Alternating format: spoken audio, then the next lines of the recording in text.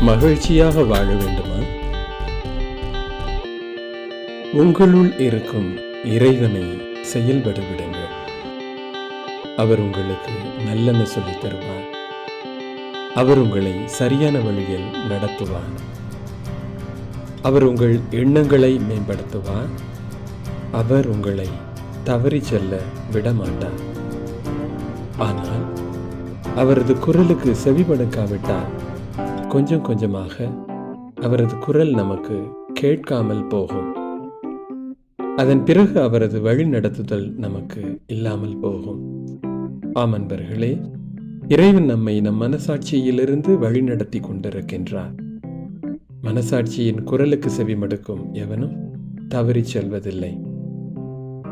மனசாட்சியை உதாசீனப்படுத்திய எவரும் சரியான வழியை தேர்ந்தெடுத்ததில்லை.